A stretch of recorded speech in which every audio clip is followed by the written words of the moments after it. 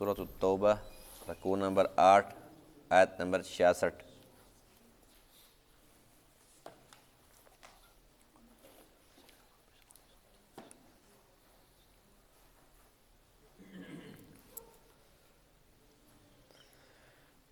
اعوذ باللہ من الشیطان الرجیم،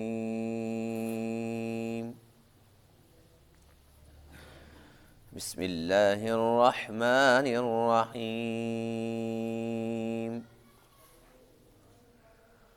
المنافقون والمنافقات بعضهم من بعض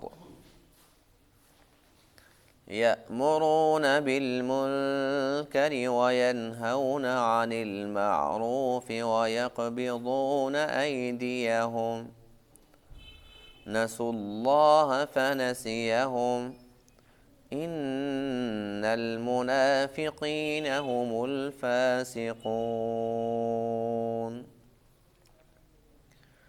وعد الله المنافقين والمنافقات والكفار نار جهنم خالدين فيها هي حسبهم ولعنهم الله ولهم عذاب مقيم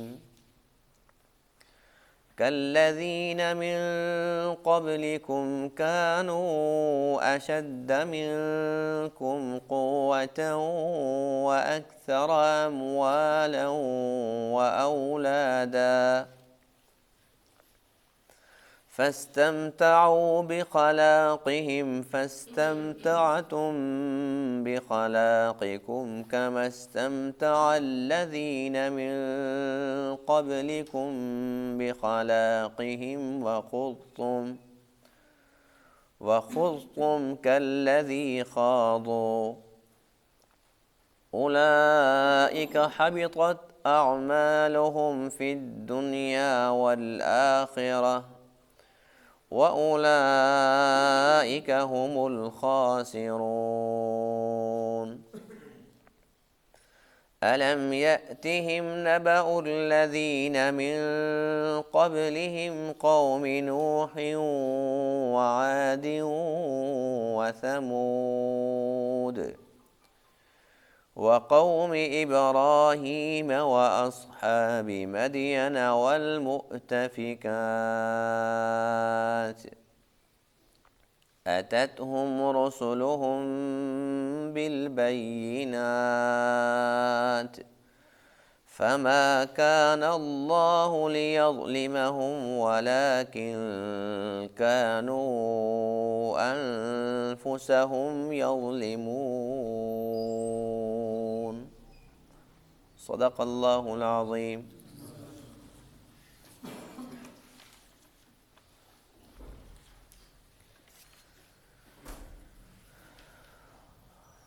آج کے درس میں آیت کریمہ میں منافقین کے احوال کا ذکر ہے۔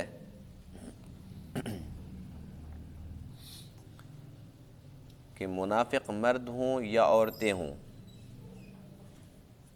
ان سب کا مزاج ایک جیسا ہے۔ بسا اوقات ایسا ہوتا ہے نا کہ کچھ لوگ ایسے ہوتے ہیں کہ مرد تو اچھے ہوتے ہیں، عورتیں بری ہوتی ہیں۔ کہیں ایسا ہوتا ہے کہ عورتیں اچھی اور مرد برے ہوتے ہیں۔ تو اللہ فرماتے ہیں کہ یہ منافق مرد اور عورتیں بالکل ایک جیسے ہیں۔ جو مرد ہیں ان کے اندر اگر منافقت کی کمی نہیں ہے تو عورتوں میں بھی کمی نہیں ہے، سیم ایک جیسا مزاج ہے ان کا۔ اور ان کا کام کیا ہے، ان کا مشغلہ کیا ہے؟ اللہ کو تو یہ پسند ہے نا کہ لوگ اچھی اچھی باتوں کا حکم کریں، بری باتوں سے منع کریں۔ ان کا مزاج یہ ہے کہ یہ اچھی باتوں سے منع کرتے ہیں اور بری باتوں کا حکم کرتے ہیں۔ کوئی حیائی کی بات ہو، کسی قسم کی برائی کی بات ہو، کوئی برا کام ہو تو اس پر یہ لوگ دعوت دیں گے، آ جاؤ بھائی، آپ تو نظر ہی نہیں آتے۔ کوئی اچھا کام ہو خود بھی غائب اور دوسروں کو بھی کہیں گے کہ بھئی کیا فائدہ، ان کے محفلوں میں نہ جایا کرو، یہ تمہیں مروا کے چھوڑیں گے۔ جب بھی جو یہ کہتے ہیں جہاد پہ چلنا ہے، جہاد پہ چلنا ہے، اور بھائی یہ ٹھیک نہیں ہے، ان سے بچو۔ تو یہ ان کی حرکات ہیں۔ اللہ فرماتے ہیں کہ اصل میں یہ لوگ ہیں نافرمان، ان کی فطرت میں، ان کی گھٹی کے اندر اللہ اور اللہ کے رسول کی نافرمانی پڑی ہوئی ہے، اسی لیے ان کو اچھی بات بری لگتی ہے اور بری بات اچھی لگتی ہے۔ پھر اللہ فرماتے ہیں کہ ان لوگوں سے یہ پوچھو کہ جو ان سے پہلے لوگ گزرے ہیں، اسی قسم کے لوگ،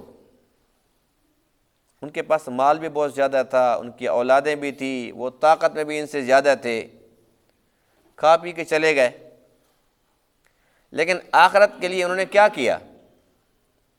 اسی طریقے سے اس وقت ان کے پاس وقت ہے، موقع ہے کہ یہ لوگ توبہ کر لیں، اللہ کو، اللہ کے رسول کو راضی کر لیں اور آخرت کے لیے کچھ کر لیں۔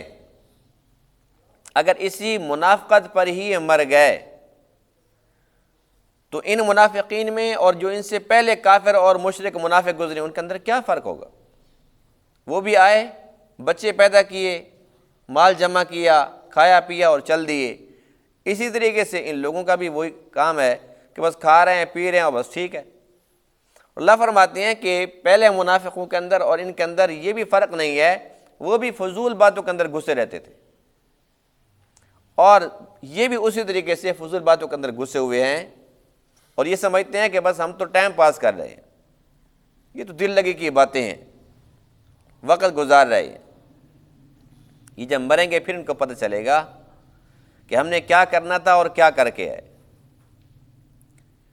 اللہ فرماتے ہیں کہ یہ جو اب اس وقت موجود ہیں، اگر یہ اس چیز کو غنیمت سمجھتے کہ ہم سب سے آخر میں ان کو لے کے آئے، جیسے ہم آخری امت ہے نا، تو ان کو بھی تو وہی دورانیہ ملا ہے۔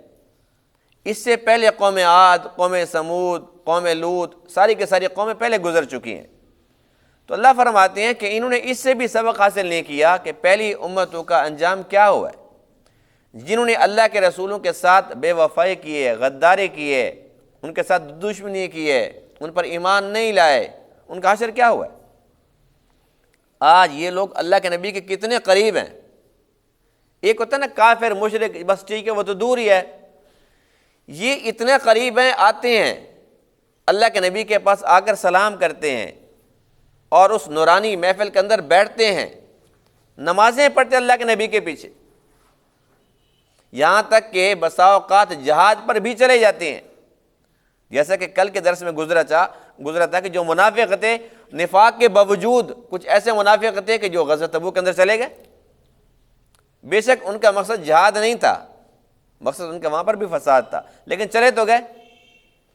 تو اللہ فرماتے ہیں کہ ان کم بختوں سے یہ پوچھو کہ یہ میرے نبی کے اتنا قریب ہیں، جو دور ہیں انہیں تو بات سمجھ نہیں آ سکتی، لیکن جب اتنا قریب آ گیا کہ پیچھے نماز پڑھ رہے ہیں، میرے نبی جب نماز پڑھاتا ہے، قرآن کی تلاوت کرتا ہے، کیا ان کے دل اتنے پتھر ہو گئے، ان پہ تالے لگ چکے ہیں کہ ان کو بات سمجھ نہیں آتی؟ اگر اتنا قریب رہ کر بھی یہ نہیں سمجھ سکتے تو پھر اس کا مقصد یہ ہے کہ یہ جان بوجھ کر اپنی جانوں پر ظلم چاہتے ہیں۔ اللہ تعالیٰ کسی پر بھی ظلم نہیں کرتا، کسی پر بھی، انسان اپنے اوپر خود ظلم کرتا ہے۔ اور اللہ فرماتے ہیں کہ جب سب کچھ ان کے سامنے آ چکا ہے، اب بھی اگر یہ لوگ اپنے اوپر ظلم کرنا چاہتے ہیں تو بس پھر بے شک کریں، پھر ان کی اپنی بد نصیبی اور محرومی کی بات ہے، اس میں اللہ کا کیا قصور ہو سکتا ہے؟ اللہ نے ان کو بڑا موقع دیا، بڑا قریب کر کے سب کچھ دکھایا ان کو، لیکن دیکھنے کے باوجود بھی یہ اندھے رہ گئے۔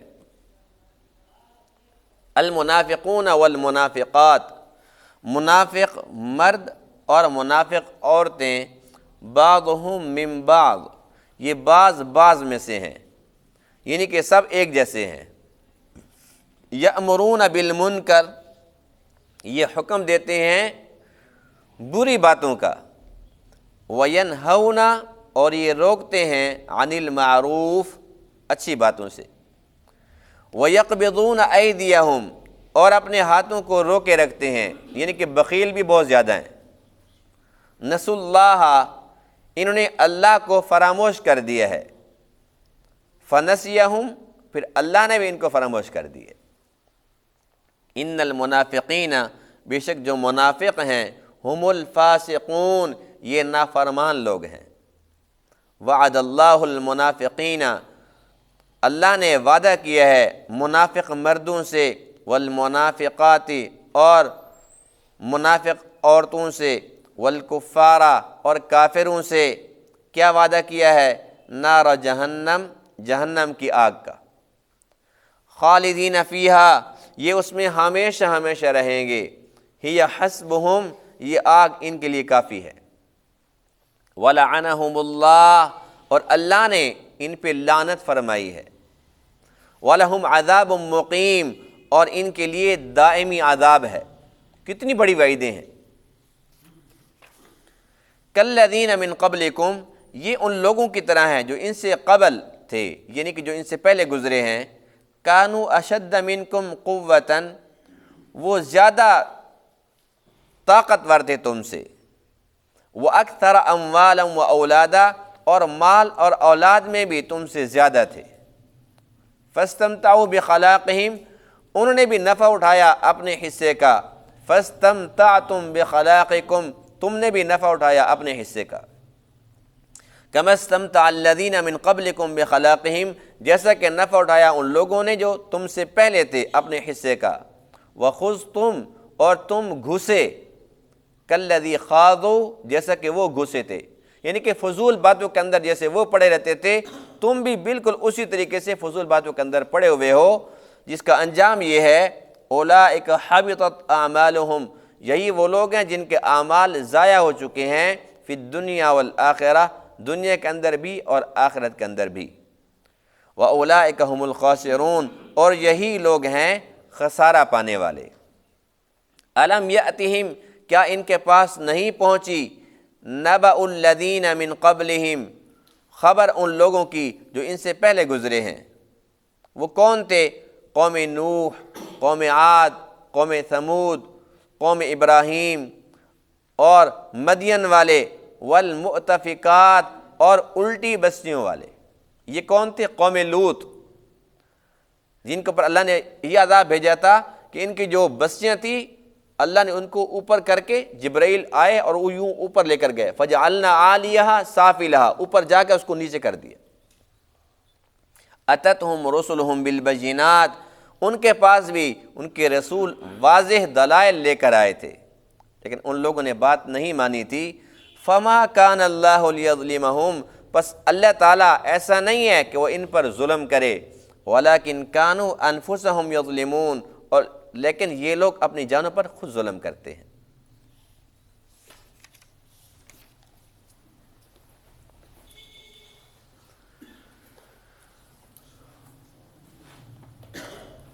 منافقین کی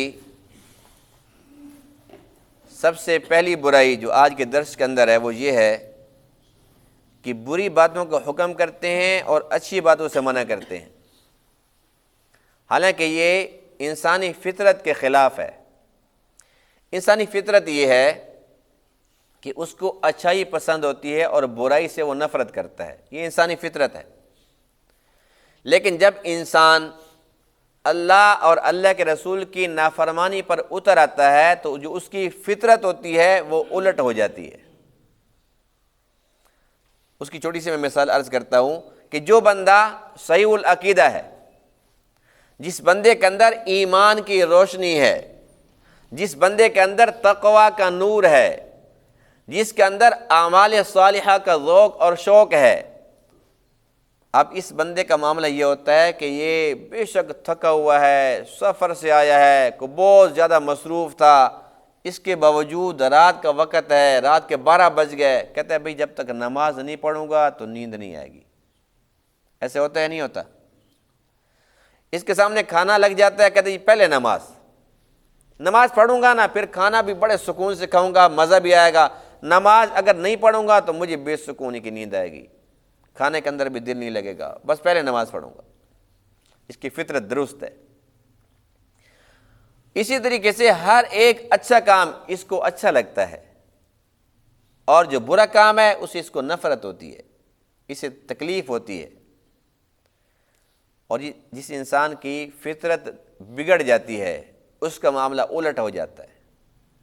اس کا معاملہ ایسے ہو جاتا ہے جیسے کہ منافقین کا ہے کہ وہ اچھی باتوں سے کیا کرتے ہیں؟ روکتے ہیں، بری باتوں کو کرنے کا حکم دیتے ہیں۔ اب جس بندے کی فطرت الٹ ہو جاتی ہے، اسے کہو بھائی نماز پڑھ لوں گا، بھائی نماز پڑھ لو، میرے کپڑے ٹھیک نہیں ہیں۔ عجیب بات ہے بھائی تو دکانداری چلا رہا ہے، کاروبار کر رہا ہے، تو بھی شادی میں آیا ہوا ہے، تیرے کپڑے ٹھیک ہیں، نماز کے لیے ٹھیک نہیں ہیں، کپڑے ٹھیک نہیں ہیں، یہ ایک عذر ہے۔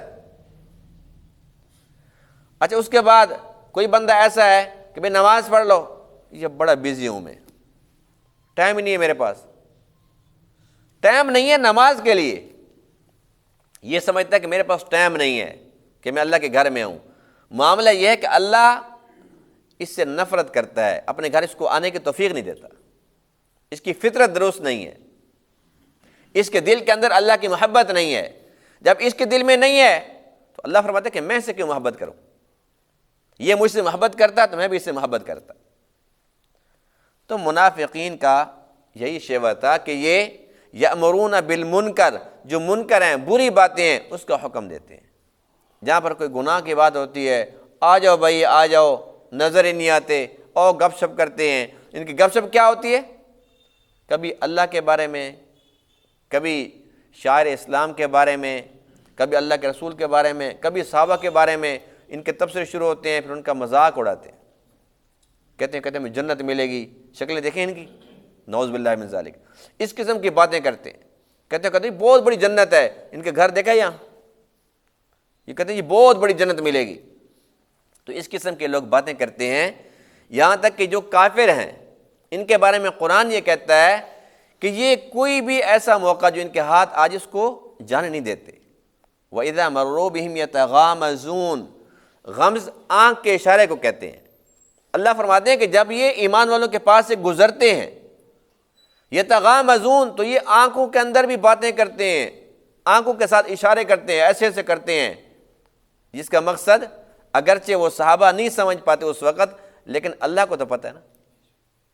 اللہ نے قرآن مقدس کے اندر جو ان کی یہ برائی تھی، ان کے اندر کی غلاظت اور خباثت تھی، اللہ نے اس کو ظاہر فرما دیا کہ یہ میرے پیاروں کے بارے میں ایسے ایسے آنکھوں سے بھی بکتے ہیں۔ تو یہ ان کے اندر کا گند تھا۔ وَيَنْهَوْنَ عَنِ الْمَعْرُوفِ، اگر کوئی اچھی بات ہو جائے، بھی اللہ کے نبی کی خدمت کے اندر جانا ہے، آج وہاں پر وقت گزارنا ہے، کوئی دین کی باتیں ہو رہی ہیں، تو پھر ان کا دل نہیں لگتا۔ یہ کہتے ہیں جی ہماری تو کھیتی باڑی ہے جی، ہمارا تو پھر وہ کاروبار بھی ہے جی، ہم کو فارغ تو نہیں ہے جی، بیوی بچے بھی ہیں، وہ سارا دن مسجد کے اندر بیٹھے رہیں، یہ منافق ہیں۔ اب اسی وجہ سے دیکھو اللہ کے نبی نے کیا فرمایا، یہ حدیث پاک ہے۔ آج ہم جب یہ حدیث پاک پڑھتے ہیں تو یقین جانیے کہ ہمارا سر جو نا شرم سے جھک جاتا ہے۔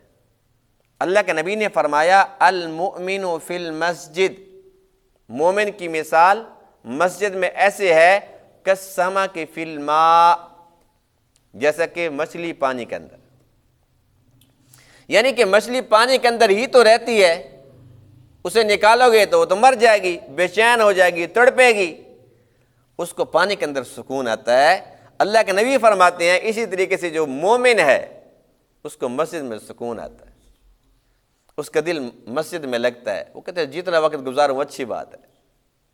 والمنافق فی المسجد، فرمایا کہ جو منافق ہے اس کی مثال ایسے ہے مسجد میں کالطیر فی القفص، جیسا کہ پرندہ پنجرے کے اندر بند ہو جائے۔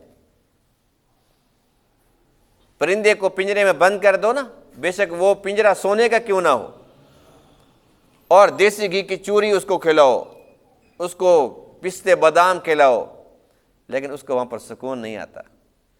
وہ کہتا ہے کہ بس میں کھلی فضا میں اڑتا، میں آزاد ہوتا، کتنا مزہ آتا، بے شک وہاں پر اس کو خالی جو ہے نا گندے سے اس کو بیر مل جائیں طوطے کو نا، وہ بیر کھا لے گا، اس کو مزہ آئے گا، لیکن اس کو جب پنجرے میں بند کر دو نا، اس کو دیسی گھی کھلاؤ، لیکن اس کو مزہ نہیں آتا، اس لیے کہ اس کی فطرت میں آزادی ہے نا۔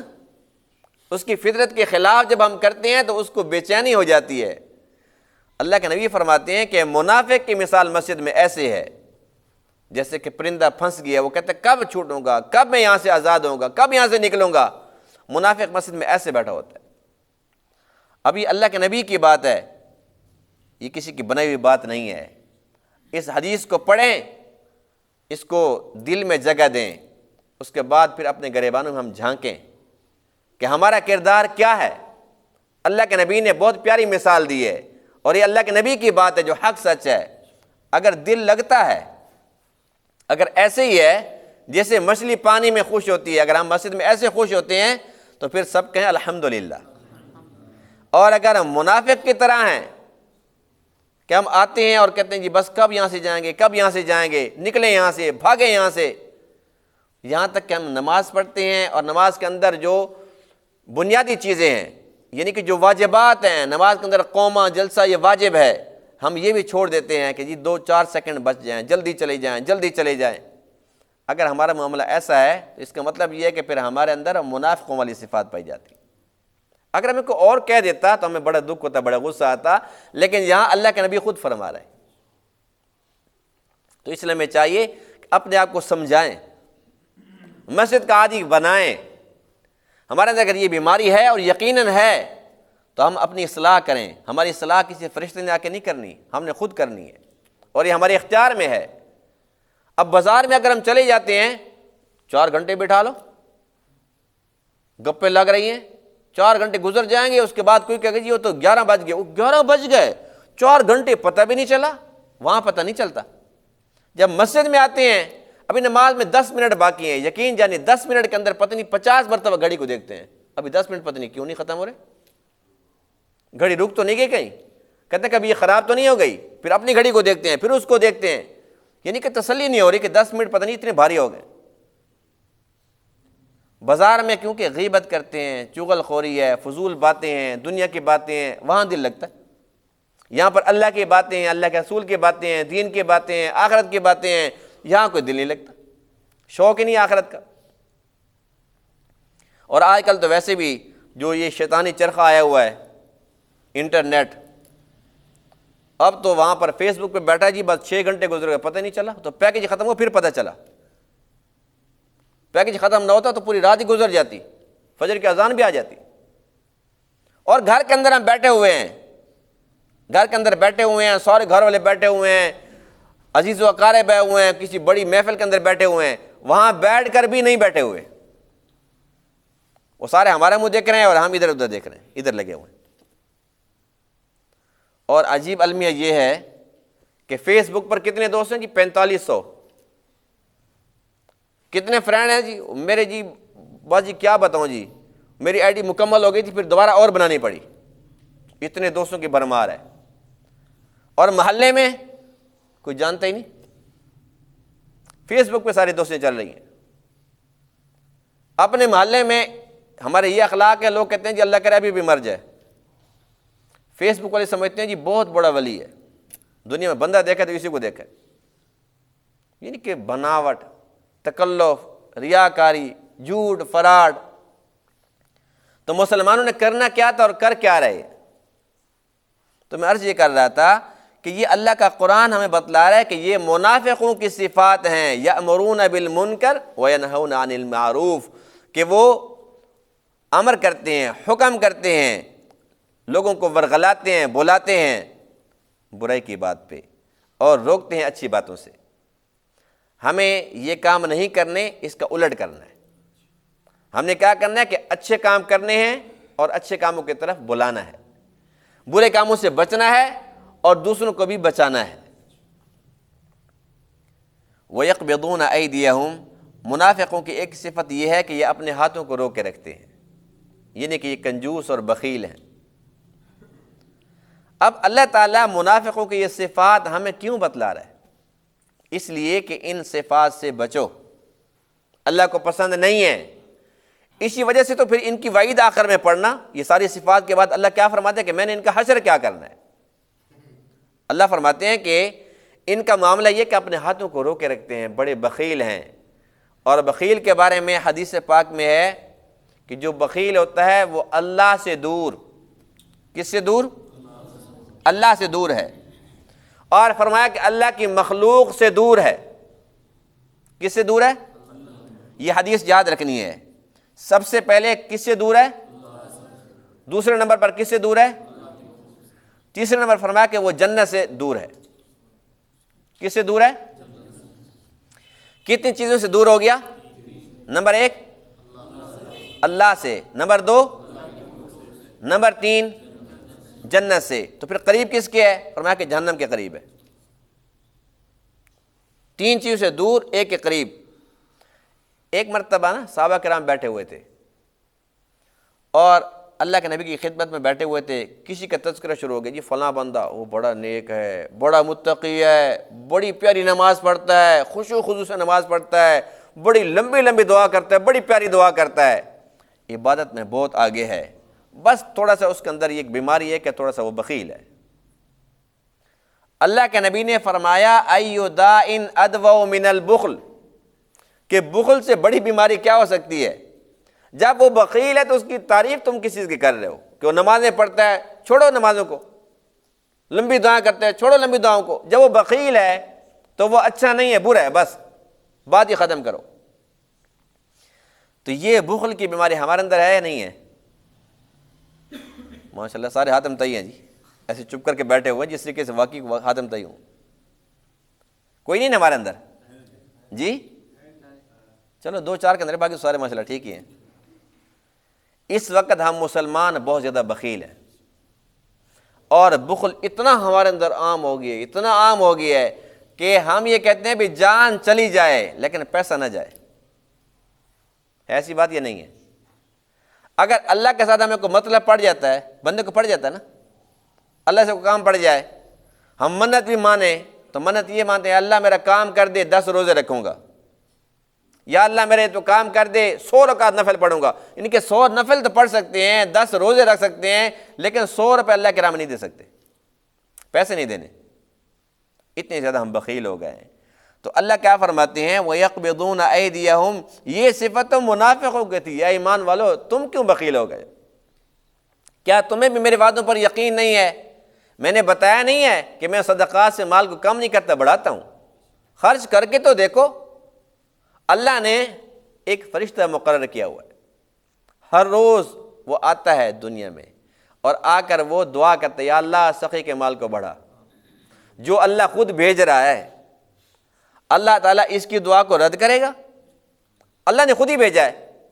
اور پھر دوسرا فرشتہ یہ بد دعا کرتا ہے اللہ تو بخیل کے مال کو گھٹا، اللہ کے راہ میں تو نہیں دیتا، گھر جاتے تو بکری مر جاتی ہے۔ اب کسی کو دیا نہیں ہے، جو بکری تو مر گئی نا، گھر گیا اور جی موٹر خراب ہو گئی، بچہ بیمار ہو گیا، یعنی کہ لگانا تو اس نے بھی ہے، یہ نہیں کہ یہ جمع کر لے گا اس کا بچ جائے گا، لگانا تو اس کا بھی ہے، لیکن اس کو کچھ ملنا نہیں ہے۔ جو مومن 1 روپیہ اخلاص کے ساتھ اللہ کے راہ میں خود دیتا ہے، اپنی خوشی سے دیتا ہے، تو اس کا وہ ضائع نہیں ہوتا، اس کا وہ جمع ہو جاتا ہے۔ نسوا اللہ، انہوں نے اللہ کو بھلا دیا ہے، فنسیہم، اللہ نے ان کو بھلا دی۔ تو یہ ایک تو چند صفات تھی جو منافقوں کی تھی۔ ایک اور صفت جو بڑی خطرناک ہے، اللہ فرماتے ہیں کہ وہ ان منافقوں کے اندر بھی ہے اور جو ان سے پہلے گزرے ہیں ان کے اندر بھی تھی۔ وہ کیا تھی؟ وَخُذْتُمْ كَالَّذِي خَاضُوا، وہ فضول باتوں کے اندر گھسے رہتے تھے، اور یہ بھی اسی طریقے سے فضول باتوں کے اندر گھسے ہوئے۔ ان کا مشغلہ ہے فضول باتیں، جن سے ان کا کوئی لینا دینا نہیں ہے، کوئی تعلق واسطہ نہیں ہے، اسی کے اندر پڑے ہوئے ہیں، گھنٹے گھنٹے بیٹھے رہیں گے، 6 گھنٹے گزار دیں گے، فضول باتیں۔ تو فضول باتوں کے اندر منافق گھسے ہوئے تھے، لیکن ہم کون سا اس سے پیچھے ہیں؟ ہمارا تو کام ہی یہی ہے، ہمارا تو ٹائم پاس نہیں ہوتا اس کے بغیر۔ اور فضول باتیں کیا ہیں؟ بے شمار ہیں، لیکن چند ایک عرض کرتا ہوں جو کہ زیادہ مشہور ہیں، بہت زیادہ عام طور پر یہ چلتی ہے باتیں۔ وہ جی موسیٰ علیہ السلام کی ماں کا نام کیا ہے؟ یہ سوال ایسا عام ہے جس سے کسی کو قرآن مقدس کے اندر اس کا باقاعدہ کوئی ذکر ہو۔ لوگ پوچھتے ہیں کہ نہیں پوچھتے؟ پوچھتے ہیں نا بھئی موسیٰ علیہ السلام کی ماں کا نام کیا تھا؟ جو بھی نام ہو، نام تو لکھا ہوا ہے، موجود ہے، ایسی بات نہیں ہے، لیکن جو بھی نام ہو، سوال یہ ہے کہ اس نام سے آپ کو کیا غرض ہے؟ کیا قبر میں سوال ہونا ہے؟ حشر میں سوال ہونا ہے؟ تو کیوں نام پوچھ رہے ہو؟ اس نام میں کیا رکھا ہے؟ اچھا کوئی کہتے ہیں جی یہ اسم اعظم ہے، عجیب بات، ہم اس لیے پوچھ رہے ہیں کہ یہ اسم اعظم ہے، تو یہ بناوٹی باتیں ہیں۔ اچھا کوئی پوچھتا جی جو نوح علیہ السلام کی کشتی تھی، اس کشتی کے بارے میں بتائیں کہ وہ کشتی کتنی بڑی تھی، وہ کتنی منزلیں تھی، اچھا جانور کیسے بٹھائے گئے تھے، یہ اس قسم کی باتیں کرتے ہیں جس طریقے سے قبر میں سوال ہونا ہے کہ بھئی کشتی کی تمہیں پتہ ہے کہ اس کی پیمائش کیا تھی۔ تو اس قسم کی بے شمار باتیں ہیں، بات لمبی ہو جائے گی، تو مختصر یہ کہ فضول باتوں کے اندر اگر وہ لوگ گھسے ہوئے تھے، اللہ کو یہ بات ناپسند تھی، تو ہم کیوں گھسے ہوئے ہیں؟ ہمیں اس سے کیا لینا دینا ہے؟ اگر وقت ہے تو اپنی نمازیں دہرا لو، نمازیں درست کر لو، قرآن کی تلاوت کر لو، درود پاک پڑھ لو، اللہ کا ذکر کر لو، استغفار کر لیں، تھوڑے کام ہیں، اپنی آخرت کے لیے کچھ کرنا چاہیے نا۔ اب ایک حدیث پاک سنیے پھر ہم بات کو ختم کرتے ہیں۔ ایک حدیث پاک میں ہے، اللہ کے نبی نے فرمایا کہ جس طریقے سے جو منافق ہے نا، میں اس کے اوپر بات کرنے لگا ہوں کہ جو منافق ہیں فضول باتوں کے اندر گھسے ہوئے ہیں، جیسا کہ پہلے منافق گھسے ہوئے تھے، اس پر اللہ کے نبی نے فرمایا کہ تم، یعنی کہ اپنی امت سے فرمایا کہ تم لوگ پہلی امتوں کے بارے میں فرمایا کہ تم ان کی نقالی کرو گے، ان کی پیروی کرو گے، یہاں تک کہ اگر وہ گو کے بل کے اندر گھسے تھے تو تم بھی گھسو گے۔ صحابہ نے پوچھا کہ وہ کون ہے جن کے بارے میں آپ فرما رہے ہیں؟ فرمایا کہ وہ اہل کتاب ہے، یہود و نصارہ، یعنی کہ تم یہود و نصارہ کی پیروی کرو گے، ان کے نقش قدم پر چلو گے، یہاں تک کہ اگر وہ گو کے بل میں گھسے تھے تو تم بھی گھسو گے۔ کیوں گھسو گے؟ وہ جو گھسے تھے، یعنی کہ نقالی کرنی ہے۔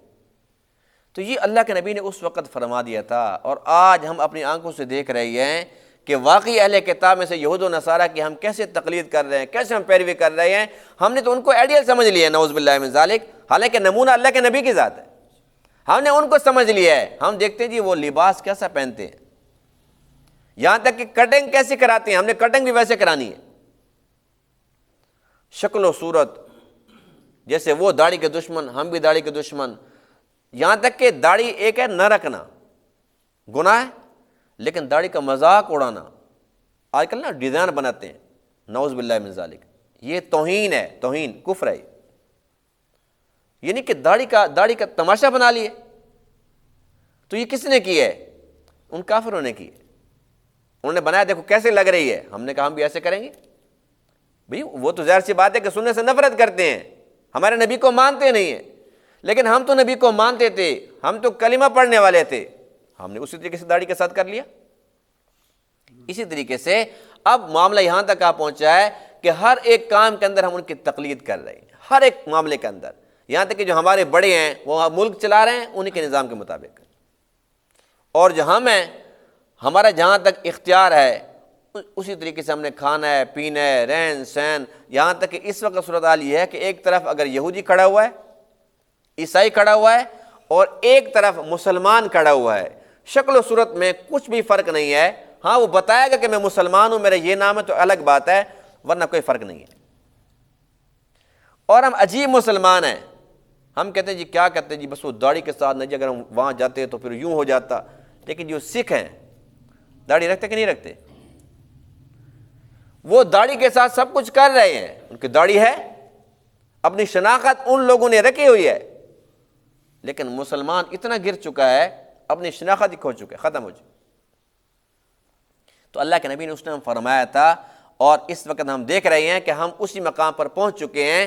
حدیث پاک میں ہے من تشبہ بقوم فہو منہم، جو جس قوم سے مشابہت کرے گا اس کا حشر اسی کے ساتھ ہوگا، جو اللہ کے نبی کی شکل لے کر جائے گا اس کا حشر اللہ نبیوں کے ساتھ کرے گا، اور جو یہودیوں جیسی شکل بنائے گا، عیسائیوں جیسی بنائے گا، اللہ اس کا حشر اسی کے ساتھ کرے گا۔ اس لیے ہمیں چاہیے کہ دیکھو اور تو ہمارے پلے کچھ بھی نہیں ہے، آج آ کے یہی ایک ظاہری ایک حلیہ ہے جس پہ کچھ خرچ نہیں ہوتا، جس پہ کوئی زور نہیں لگتا، جس میں ہمارا کوئی نقصان نہیں ہوتا، صرف یہ کہ اللہ اور اس کا رسول خوش ہوتا ہے۔ تو ہمیں چاہیے کہ ہمارے پاس اندر تو ہم جتنے بھی غلیظ ہیں ہی ہیں، کم سے کم ظاہری طور پر تو مسلمان بن جائے، ہو سکتا ہے کہ اس ظاہر پر اللہ کو پیار آ جائے، اس ظاہر پر اللہ تعالیٰ رحم کر دے، اپنا فضل کر دے، اور ہماری آخرت سنور جائے۔ اس لیے ہمیں چاہیے ایک اپنا عقیدہ درست رکھیں، اور نمبر 2 یہ کہ ظاہری طور پر باطنی طور پر ہم مسلمان بن جائیں۔ اللہ کا کتنا بڑا احسان ہے جس نے ہمیں سب سے آخر میں لا کر پہلی امتوں سے سبق حاصل کرنے کا موقع دیا کہ منافق کیسے تھے، مشرک کیسے تھے، قوم لوط کیسی تھی، قوم عاد کیسی تھی، قوم سمود کیسی تھی، ان کے اندر کیا برائیاں تھیں، ان پہ کیسے عذاب آیا، وہ سارا کچھ پہلے اللہ نے گزار دیا، اور اس امت کو یہ فرمایا کہ صرف دیکھتا چلے جا کہ ان کے ساتھ ہوا کیا ہے، بس اب ان کاموں سے بچنے کی کوشش کر۔ کتنا معاملہ واضح ہو گیا ہے۔ اب بھی اگر ہم سوچ میں پڑے ہوئے ہیں تو کب تک پڑے رہیں گے؟ اپنا عقیدہ درست رکھیں اور ظاہری طور پر باطنی طور پر ہم مسلمان بن جائیں، کیونکہ اللہ نے ہمیں مسلمان پیدا کیے، اور اللہ کرے کہ ہم مسلمان بن جائیں اور ہمارا خاتمہ بھی اسی ایمان پہ ہو جائے۔ اللہ تعالیٰ نے تمام باتوں کو سمجھنے عمل کرنے کی توفیق عطا فرمائے۔ وآخر دعوانا الحمد للہ رب العالمین۔